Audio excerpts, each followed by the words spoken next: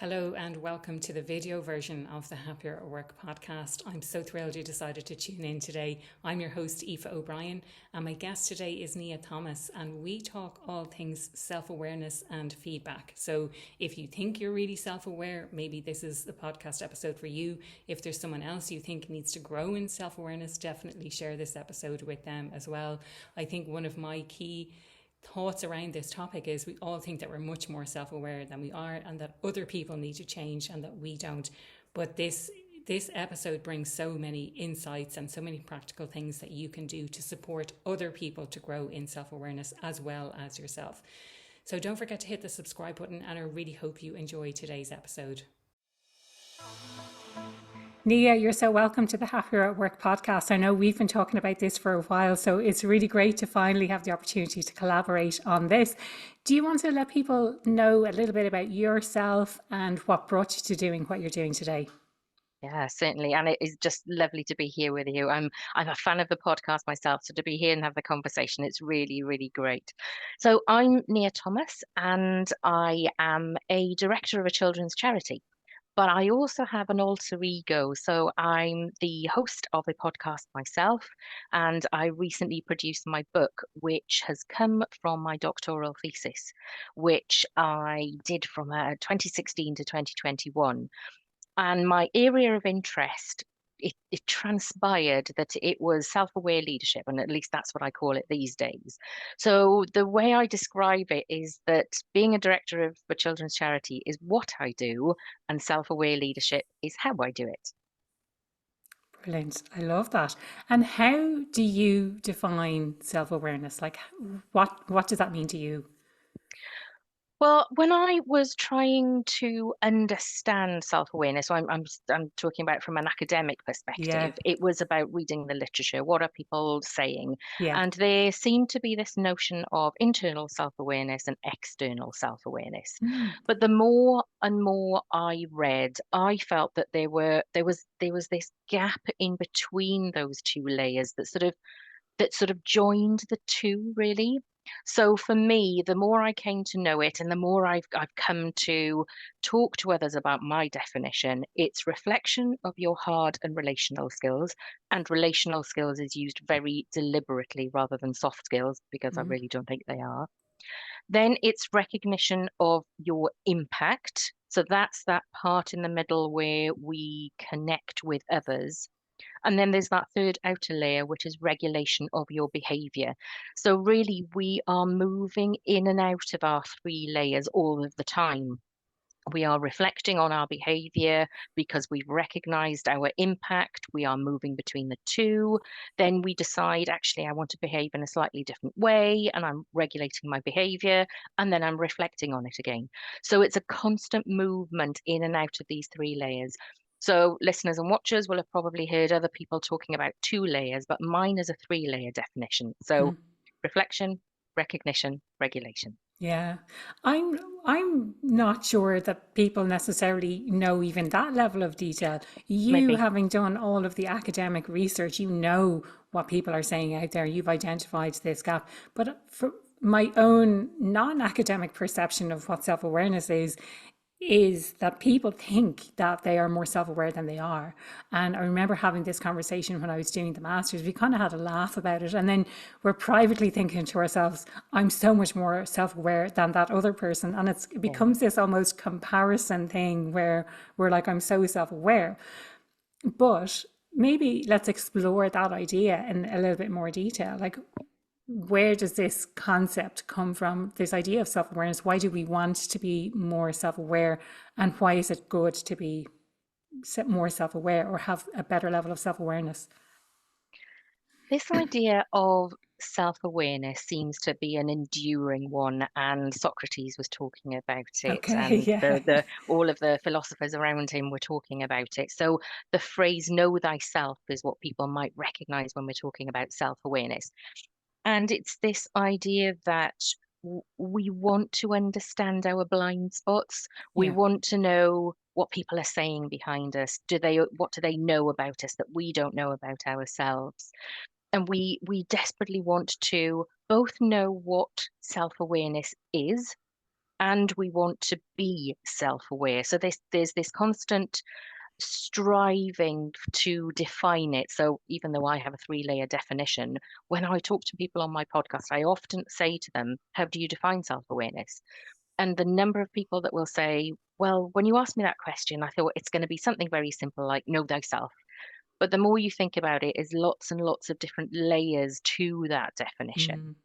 So it's this enduring journey of self-awareness, Yeah. which is why I talk about a journey of self-awareness, not a journey to self-awareness, Okay. because we have different things that will happen in our lives. We have births, deaths, marriages, changes of job, and with all of those things, we come into contact with different people, and different people change us. We respond differently to different people. We like some, we don't like others as much, and that behavior changes us. And if you think about working with a person that you really like when you're having a difficult time in your personal life, you behave differently. Then you have a wonderful time in your personal life, but you have somebody that you really don't get on with in your world of work.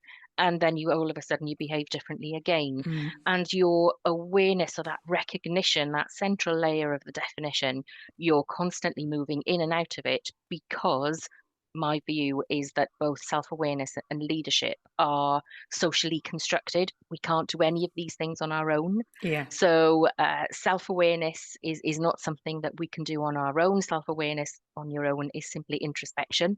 And leadership when you're on your own is simply mastery. So Yeah. you have to have others to be able to determine whether they want to follow you, and others are key in determining whether you are self-aware. So the other part of your question was, how self-aware are we really? So Dr. Tasha Eurich has got a book called Insight, and she has done studies around the percentages of people that who think they are self-aware versus the people who really are self-aware. And if you read those statistics, it's a bit scary, and you're probably one of those people who is less self-aware than you think you are. But there's Don't say also that.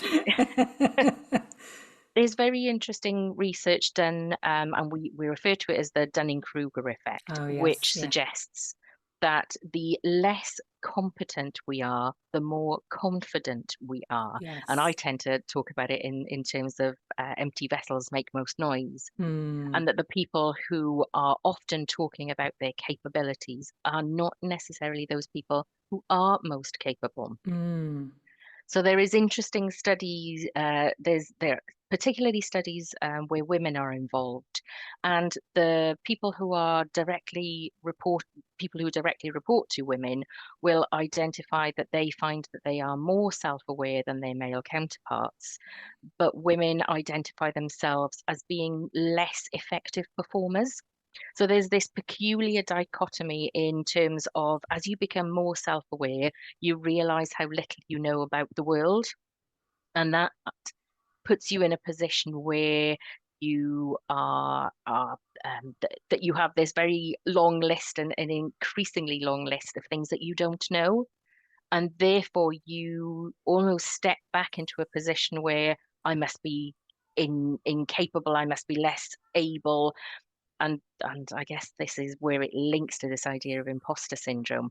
And I've always wondered whether imposter syndrome, does that increase as our self-awareness increases, because we suddenly have this awareness of all of those things that we don't know, all of those Mm. things that we can't do, and does that feed imposter syndrome? So, in terms of self awareness and awareness, as we increase in our awareness, that what Socrates talked about is that philosophy of the more we know, the less we know, Yeah. or the less we realize we know. So, it's that constant journey of, I now realize that there is something else in the world that I don't know about. So, you have developed an awareness of what you don't know, Yeah. but it's that not knowing that makes us feel less able, and less perform as if we perform less well. Yeah. So it's that constant challenge.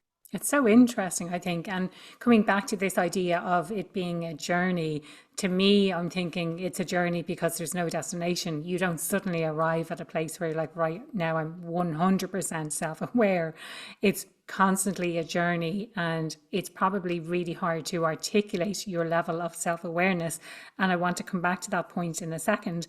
But what I wanted to share with you, and again, this is the idea of the Dunning-Kruger effect. I've seen imposter syndrome and used kind of in conjunction with the Dunning-Kruger effect, where when we have a low level of competence, we're highly confident because we don't know what we don't know. And then Yeah. it's the slippery slope. The more we know, the more we realize there's so much more to know, and our level of confidence drops. And that is imposter syndrome, because we realize. But then the other side of that curve is more about that, the learning and building up the skills. So I think there is another side, but you're absolutely right in saying that going from I think I know everything and I'm highly confident I'm trying this thing for the first time, because you don't know what you don't know, and then suddenly your confidence drops a lot and you might start feeling a bit of an imposter syndrome because you realize just how much you don't know. um I would love to come back to this concept of other and what others say, and how self-awareness can only exist in a what was the word you used? It's socially constructed, and Yeah. it's not something that we can do on our own. And I think that's so interesting to me, because oftentimes we think that self-awareness is awareness of ourselves, and the word that you used, introspection, and it's about introspection, but actually self-awareness is in the context of those relationships that we have, and understanding ourselves and our behavior and how we react and how we show up. So I'd love to understand a little bit more about that, and how that works. Well, the notion of emotional intelligence is often viewed as having self-awareness as an element of its definition. Yeah. My definition of self-awareness is that self-awareness has emotional intelligence as an element of its definition. So it's the other way around. So there's Right. Yeah. this Yeah. there's this question of, does self-awareness contain emotional intelligence, or does emotional intelligence contain self-awareness? I'm on the self-awareness side, and I do have this view that self-awareness is far greater than emotional intelligence. It's a bigger element. It's not introspection, it's more about how we show up and the relationships that we have, and what that means for self-awareness. Like, what does that actually mean? So it's about the relationships more so than the introspection, which I think a lot of people think that it's this idea of being more introspective and understanding ourselves more. But I suppose what I would like to bring in is it's the context in which that occurs. Definitely. And if we are thinking about this three-layer definition of self-awareness, reflection is the first part. But if you are constantly looking inwards, then that doesn't really mirror the realities of our situation as human beings, because we are very social creatures. And I think COVID really demonstrated to us that when we're social distancing, just how much we needed each other. So if we think of self-awareness in isolation, it doesn't really help us to build those relationships. It doesn't help us build our behavior so that we can become more relational creatures. So if we think about self-awareness as introspection, Mm. it helps us understand what our thoughts, our beliefs, our values, our strengths, our weaknesses are. But if we are individuals and we work in a workplace where there are generally other people, how do we relate to those people? Are we the individual that is always falling out with people? Are we always the individual who's being called into the manager's office to have one of those difficult conversations about, are we tipping into bullying and harassment, etc.? Therefore, the question is, can self-awareness ever be something that we do as an isolated activity? And my view is that it isn't, that we have to be thinking about our relationship with others. How do we interact? How do we change our interaction? Because my firm belief is that if we are not self-aware, it has an impact ultimately on us as individuals. So, if we want to get on in the world, if we want to have happy lives, if we want to have good relationships with our families and our colleagues in the workplace, we need to be working on our behavior, our communication as part of a relationship. And my concern is, and I suppose it's one of the reasons why I'm so interested in self-awareness, is if we're not making conscious choices about what we are doing, the impact ultimately comes back to us. So if we are not thinking about how we communicate with others, whether we are being respectful to others, whether we are communicating in a way that's conducive to positive relationships, that ultimately comes back to us. And we are the ones that are not included to the staff party. We're the ones that are not given that opportunity to be promoted. We don't Mm. get the next job. Yeah. So it's about how do we reciprocate that behavior and how do we move in a world where we can't get away from other people? I have some kind of maybe some tricky questions now in relation to this. Something I'm thinking of is it's a little bit chicken and egg. So, say I Mm, am the person who gets pulled into the manager's office who doesn't get invited to the social outings as part of work. And as an individual, of course, I'm going to blame other people and I'm going to say, well, that's them, that's not me. Even though it could be a recurring pattern and it's happening in every workplace I go to, I'm still saying it's other people and it's not me. How do I then start to become self aware? And I'm saying it's a tricky question because it's more something I'd love to explore. So if someone's listening to this today and they're still finding themselves in all of these tricky situations, the common denominator in those situations is mm, themselves.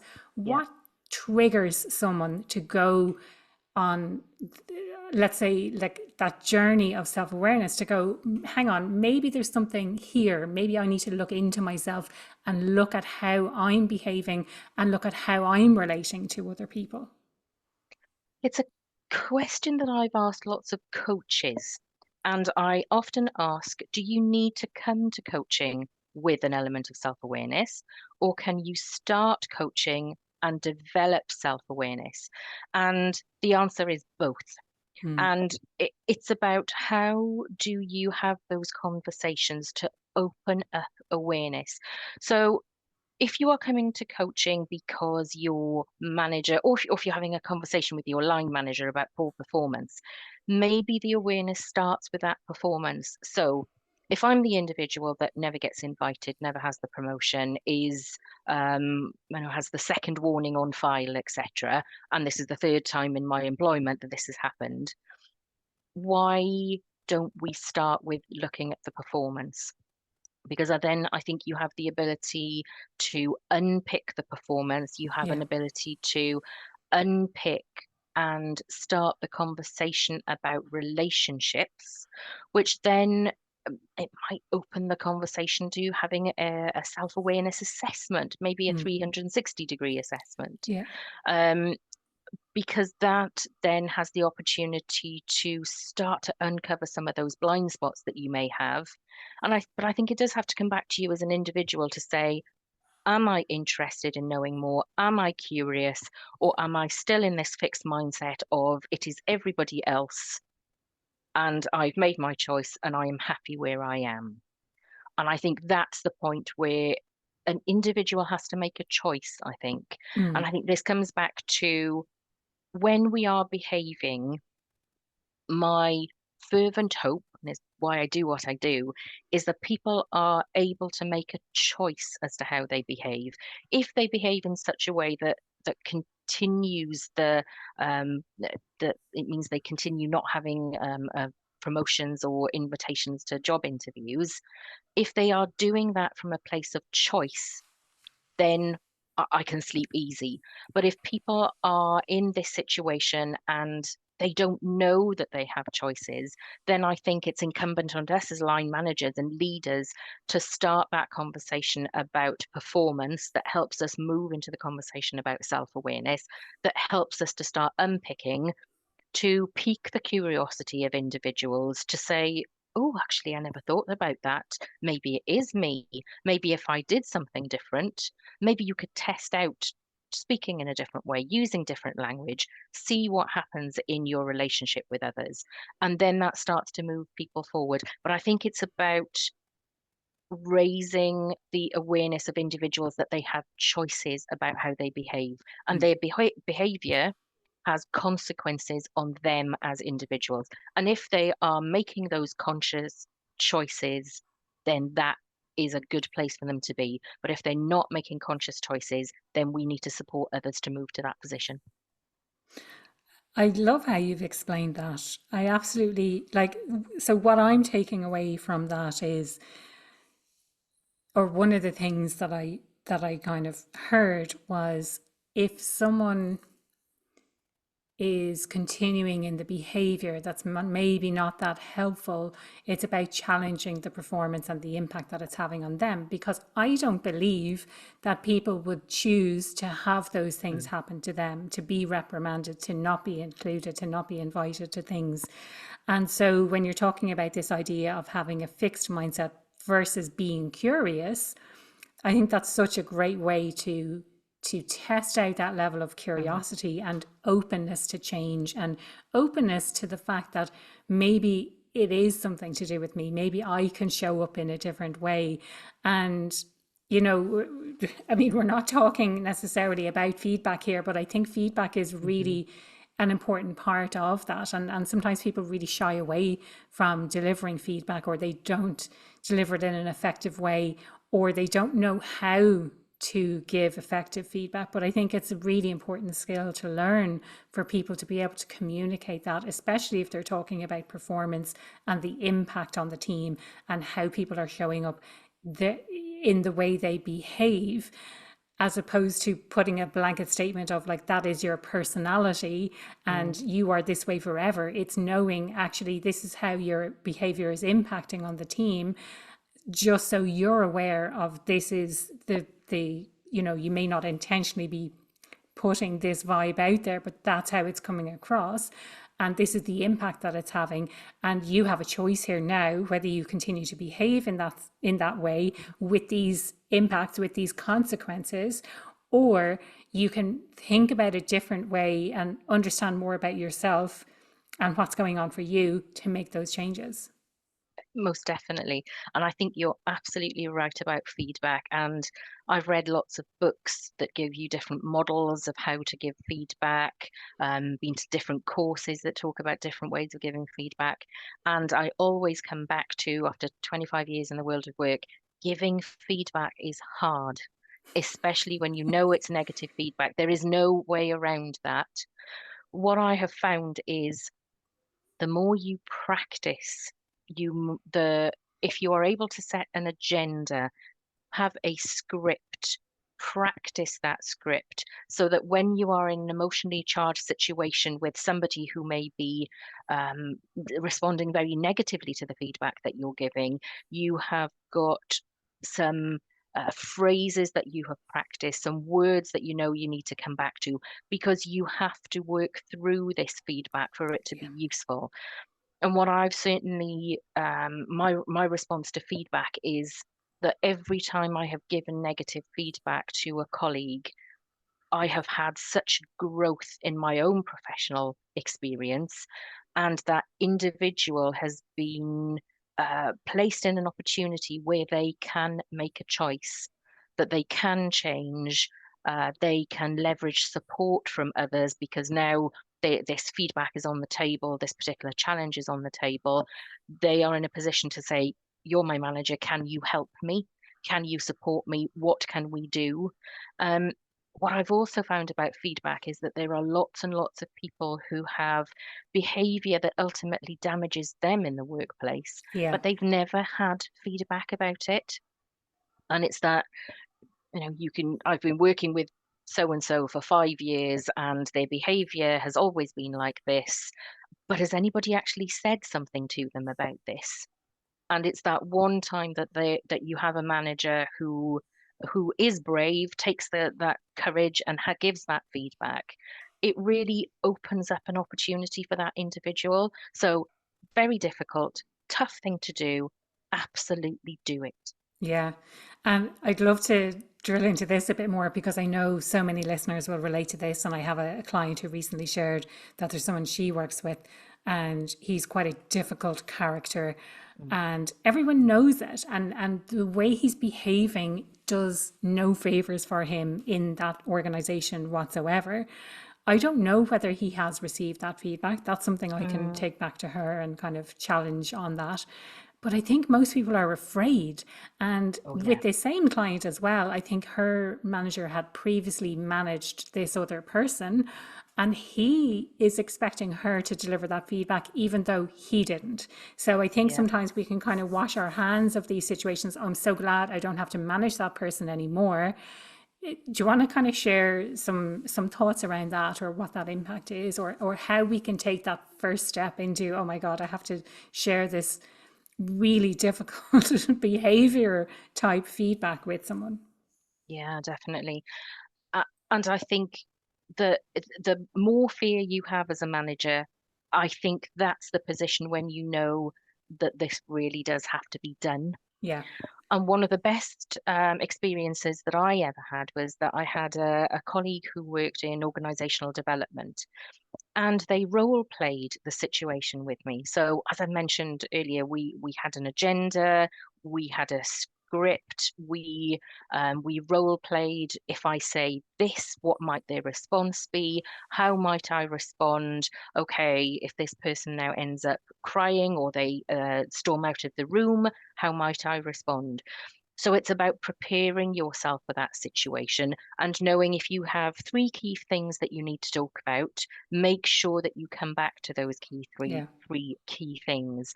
And if somebody does walk out of a room, are you going to bring them back to continue talking? Or are you going to say, it's okay, but we will come back and talk about this tomorrow? yeah, So I think that planning is particularly helpful so that you've got that guidance, you've got that support mechanism.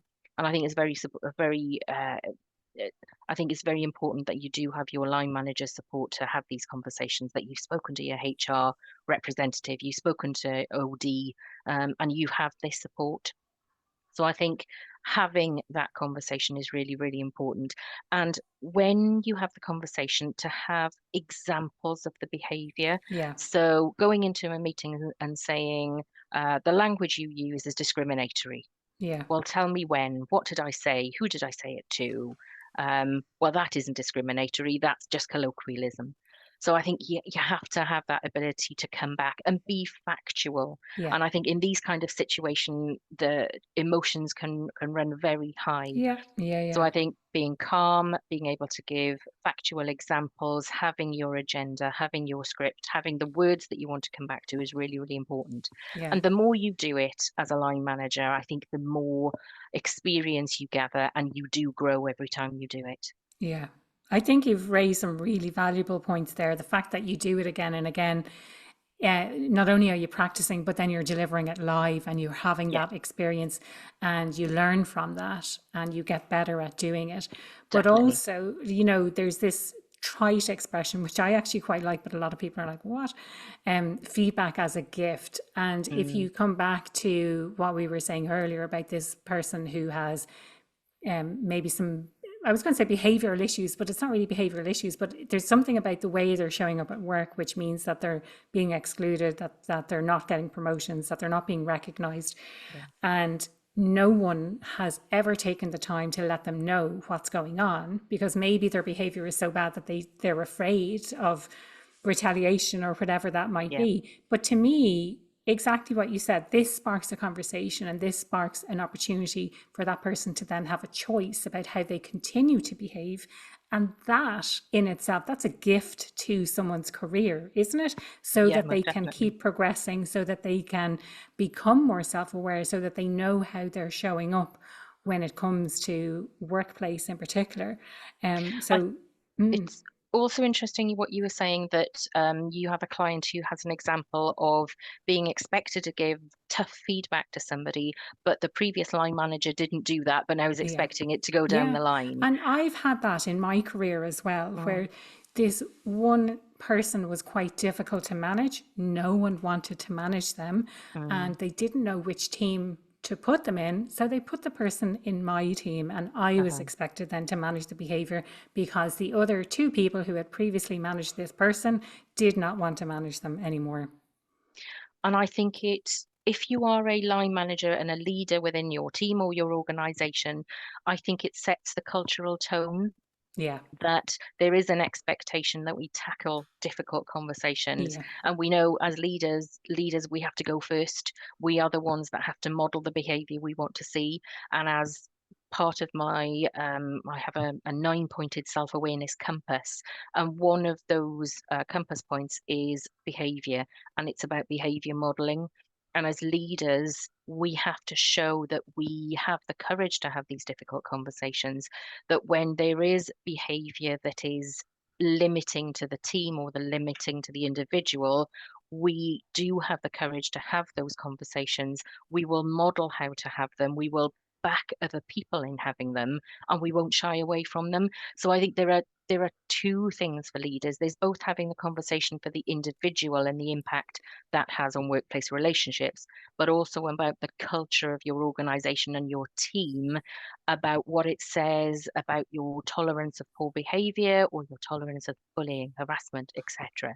So I think there are different reasons why giving feedback and challenging feedback is really important in an organization. And like maybe just to kind of bring it all together, how do we create that culture of feedback? And I mean, to me, it really needs to come from the top. But if it doesn't exist there, how do we bring about something like that for ourselves or within our own team? Or maybe for someone who's listening now, they're thinking, do you know what? We haven't been really great at giving feedback specific to those things. I want to create that culture because it is a positive move both for me in my own career, my own growth and my own development, but also the people that I'm delivering that feedback to help them to grow in self-awareness and see the impact that their behavior is having on the organization and on the team. I think if you're in an organization, leaders are in different places and in different levels in organizations. Whether you are a leader at the very strategic top of an organization and you want to operate in this way, or whether you're a leader of a team and you don't see it around you, I think there is still the potential where you can start to make that shift. And I think when we're giving feedback, we can give positive feedback just as much as we can give Yeah. challenging feedback. Yeah, I think, So well, I that's think, another challenge in itself, isn't it? That we forget to give people yeah, positive feedback. We forget to be really specific and say, do you know what? That thing that you did last week, that presentation you delivered, it went down really well with the client. From my own perspective, here's what I thought you did particularly well, and giving that positive feedback as well. I think oftentimes we forget to do that, or we yeah. feel like we don't have the time, or it runs down on or it drops down our priority list because Yeah, there's other stuff that has come in or whatever. Sorry, I'll let you continue now. yeah. I think you're right that there is, we can develop that culture of feedback, positive or negative. And I think that culture of feedback then has the potential to snowball. One thing that I've certainly done in different roles is sought feedback. So from the basis of leaders go first, I have asked and sought for feedback. Again, it's Marshall Goldsmith that talks about feed forward, and Tasha Eurich talks about it in her book too. This idea that if we are asking for feedback, there is nothing much that we can do about something that we've already done. Yeah. However, if we ask for feed forward, what can I do differently? What can I do more of? What can I do less of? And as the leader in that team or that organization, whether you lead a team of 3 people, you can still ask those people to give you some feed forward about how would you like me to communicate with you? Is there something that I do that you'd like me to do less of? What could I do more of? And I think that builds that culture of feedback and that openness and Mm. starts that dialogue. And you can start that dialogue very positively. Oh, I love the fact that you do this. So yeah, I really like the way that you talk to us and you're open and you're transparent. But sometimes maybe could you do less of this, or could you do that differently? And I think it starts to open that conversation. So I think leaders going first, remembering to praise as well as having the difficult conversation, I think that starts to create the behavior within your small team, your bigger team, or your organization as a whole. Yeah, brilliant. I love that. So again, coming back to this idea that leaders are role modeling that behavior and they're seeking Yeah, out feedback rather than overnight deciding, right, I'm going to start giving everyone feedback all of a Yeah, sudden, or I'm going to yeah, start that's a bit scary. calling people up on their behavior all of a sudden, but rather seeking out feedback in quite simple Mm, day-to-day actions. Is there something that you want me to do more of, to do less of? How can I support you better? What do you need differently? And I think it's from the Squiggly Career podcast. They talk about even better if. So this is what you did really well. And the next time, again, it's looking forward, looking to feed forward. It would be even better if you did this and this. And it's not to say that what they did was bad, because oftentimes that's all we hear when we're hearing feedback. We're like, these are all the things, okay. And then they get scratched the minute someone says, yeah, and this is how you can improve, or this is what you yeah, did wrong, or whatever it might be. And also, in relation to feedback, I think it's important to take the feedback that you want and that will help you to progress your career. But also, you don't have to take on board all of the feedback. But also thinking, when you're delivering feedback, it's the impact on the outcomes of the organization, rather than and the person's ability to meet those outcomes of the organization or the relationships within the team, rather than picking on something that's kind of trivial, that's not really yeah, that important. yeah, So I think it's important to bear those things in mind as well. yeah, definitely. And as we say, pick your battles.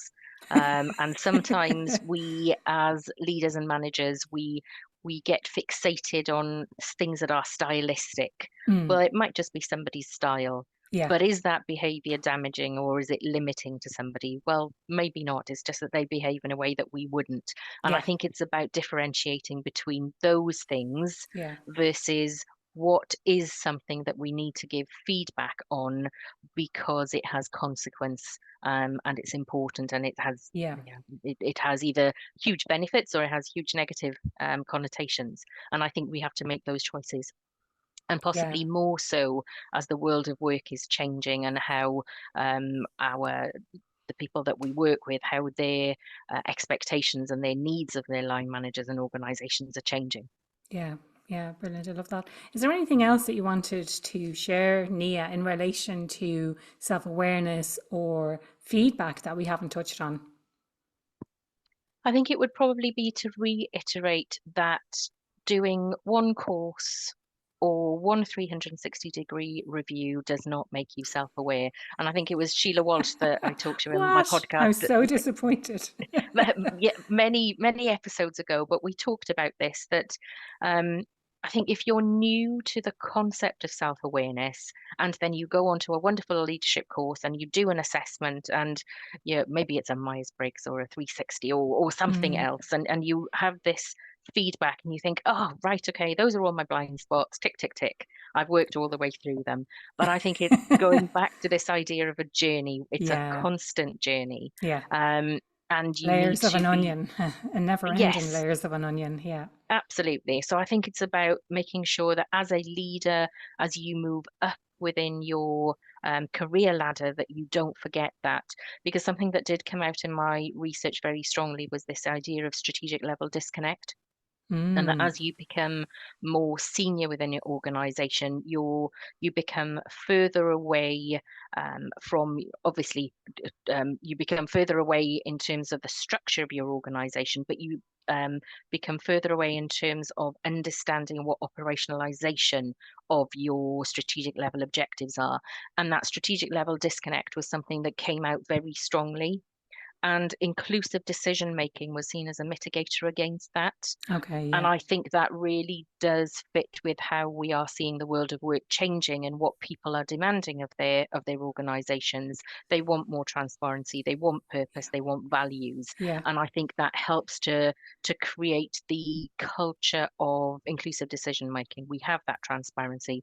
We include people and engage people in the conversations about what are our challenges, what are our solutions. yeah. So I think that that is looking at self-awareness possibly from a slightly different angle, Mm. but I think that is if we are senior level organization leaders and we want to guard against strategic level disconnect, we have to have our self-awareness antennae on all of the time. Yeah, brilliant.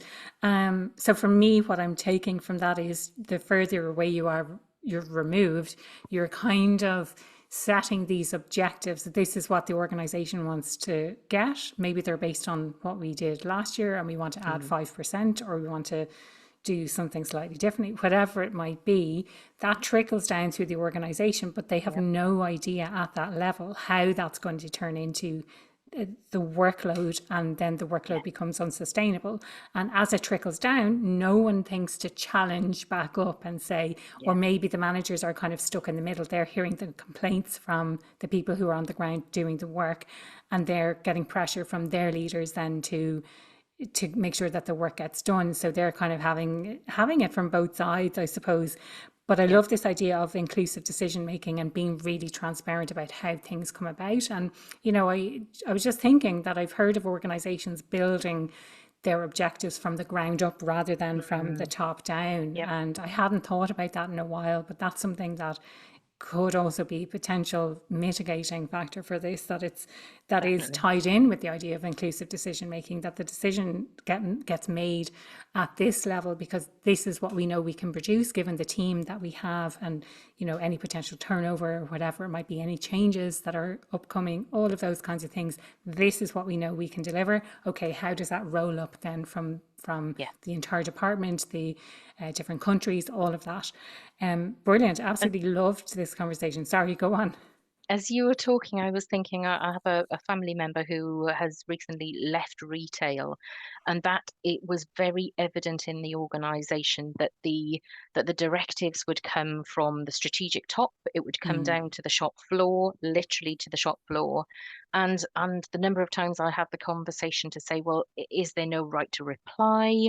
Is there no way that you can feed this back up to the organization? And there was nothing. There was Yeah, a line manager of a line manager who we would hope that they spoke to the yeah, senior person, but there was no obvious forums, there was no engagement, there was no right to reply. So it seemed that structurally the organization had set themselves up to create strategic level disconnect, and there was no evidence of inclusive decision making at any point. yeah, And the turnover in that organization was phenomenal. yeah, yeah, yeah. And so, How much you is know, that costing them? yeah, You have to ask yourself, how much is that actually costing the business not to include people in those yeah, decisions, not to definitely. have a facility for feeding back about the workload, and the conditions, whatever it might be. Yeah, Nia, I've absolutely loved this conversation. It's been so brilliant. enlightening, and I think there's so many practical things that people can take away from our conversation as well. The question I ask everyone who comes on the podcast: what does being happier at work mean to you? Being in a position where we have good relationships, and that's not the same as always getting on with each other every minute of every day.